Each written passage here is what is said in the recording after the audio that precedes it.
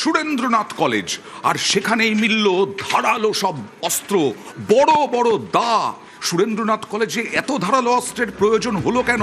এর আগে সুরেন্দ্রনাথ কলেজেই এসি বেডরুম পাওয়া গিয়েছিল, সেখানে আপত্তিকর জিনিসপত্র পাওয়া গিয়েছিল। এসি বেডরুম সুরেন্দ্রনাথ কলেজের ভেতরে কেন? মাসাজ পার্লার, এটাও জানা গিয়েছিল যে সুরেন্দ্রনাথ কলেজের ভেতরে আসলে ওটা মাসাজ পার্লার হিসেবে ব্যবহার করা হতো। এর আগে ওয়ান শাটার উদ্ধার হয়েছিল। আর দেখুন, এবার দেখুন কিরকম ধারালো সব অস্ত্র, বড় বড় দা।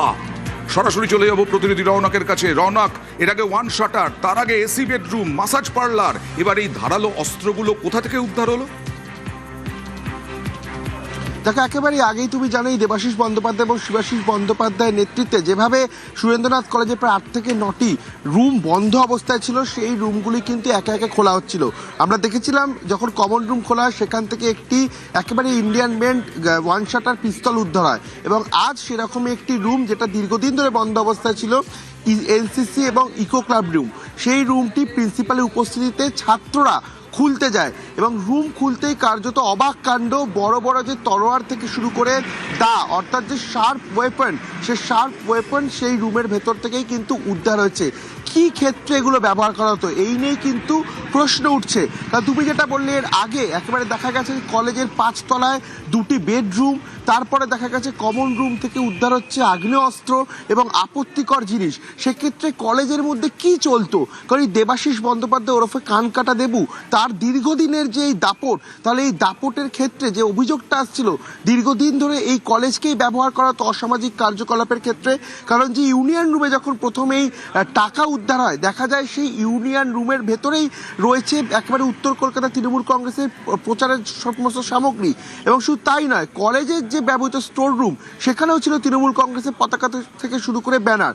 এবং 8 থেকে 9টি রুম পার্টির কাজে লাগাতো এই দেবাশিস বন্দ্যোপাধ্যায় ওরফে কানকাটা দেবু, এবং দীর্ঘদিন ধরেই এই অসামাজিক কার্যকলাপে যুক্ত রাখা হতো কলেজের বিভিন্ন পড়ুয়াদের, এমনটা একটা অভিযোগ উঠেছে। এবং সেই মতো আজ বিকেল 4টে নাগাদ প্রিন্সিপালকে সঙ্গে নিয়ে সেখানকার যারা পড়ুয়ারা রয়েছে সুরেন্দ্রনাথ কলেজের, তারাই এনসিসি এবং ইকো ক্লাব যে রুমটি বন্ধ অবস্থায় পড়েছিল দীর্ঘদিন ধরে, সেই রুমটি পরিষ্কার করার জন্য তারা তালা ভেঙে রুমের কথা বারবার বলছো, এই রুম কবে থেকে বন্ধ ছিল, কেন বন্ধ ছিল, কি বলা হচ্ছে কলেজ কর্তৃপক্ষের পক্ষ থেকে?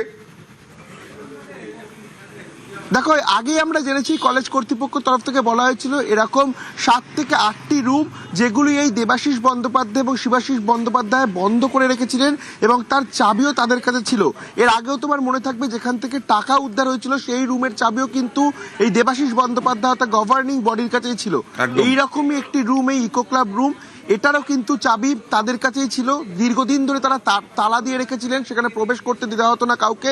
এবং আজ যখন পরিষ্কার করার ক্ষেত্রেই ছাত্ররা প্রিন্সিপাল কিনে সেই রুমে প্রবেশ করে, সেখানে ঢুকেই কার্যত তারা অবাক হয়ে যায়। এরকম ধরনের যে শার্প ওয়েপন, সেই শার্প ওয়েপন কিন্তু ইতিমধ্যে সেই রুম থেকে উদ্ধার হয়। এই পালাবদলের জন্যই কি, পালাবদলের পরেই কি এই রুমগুলো খোলা হচ্ছে? তার আগে দেবাশিস বন্দ্যোপাধ্যায়ের হাতেই ছিল, এবং দেবাশিস বন্দ্যোপাধ্যায় রাজত্ব চালাতেন, আমরা দেখেছি। রৌনক, এইখানে কোনোভাবে এই অস্ত্রগুলো কি আসলে ইউনিয়ন রুমের থেকে ব্যবহার করা হতো? তাকে একেবারে যেটা মনে করা হচ্ছে এবং যেটা অভিযোগ তুলছেন ছাত্ররা, যে ইউনিয়ন রুমের যারা ছিলেন তারাই কিন্তু এই প্রত্যেকটি রুমের দখল নিয়েছিলেন, এবং তারাই হয়তো এই অস্ত্রগুলো ব্যবহার করতো। কারণ যেখান থেকে আগ্নেয়াস্ত্র উদ্ধার হয়েছিল এর আগে, সেটা হলো এই সুরেন্দ্রনাথ কলেজের কমন রুম, এবং সেখানে অ্যাক্সেস ছিল যারা এই তৃণমূল ছাত্র পরিষদ করতো একমাত্র তাদেরই। সেক্ষেত্রে গোটা কলেজ দখল করে অসামাজিক কার্যকলাপ চালাতে এই দেবাশিস বন্দ্যোপাধ্যায়, এমনটাই অভিযোগ প্রথম থেকে উঠেছে। সেক্ষেত্রে এই যে রুমটি বন্ধ ছিল সেটাও কিন্তু দখল নিয়েছিল দেবাশিস বন্দ্যোপাধ্যায় এবং তার ছেলে শিবাশিস বন্দ্যোপাধ্যায়। আজ যখন সেই রুম পরিষ্কার করতে ছাত্ররা ভেতরে প্রবেশ করে, সেখান থেকে শার্প ওয়েপনগুলো কিন্তু ইতিমধ্যে উদ্ধার করা হয়েছে। এবং তুমি আগেও জানবে, যেখান থেকে লক্ষ লক্ষ টাকা উদ্ধার করেছিল সেই রুমটাও দীর্ঘদিন ধরে বন্ধ ছিল। কলকাতা পুরসভা সাফাই কর্মীরা সেখানে পরিষ্কার করতে আসলে তারাও কিন্তু তালা ভেঙে খোলে।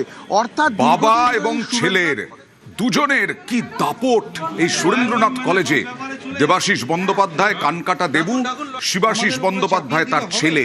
মাসাজ পার্লার থেকে আরম্ভ করে টাকা উদ্ধার, তার সঙ্গে সঙ্গে এই ধারালো অস্ত্র। দেখুন, রেসপন্সিবিলিটিটা কে নিত বলুন তো? আচ্ছা, ওপরে ওই সুইট, ডবল বেডরুম, কোথাও বাবা যায়, কোথাও ছেলে যায়।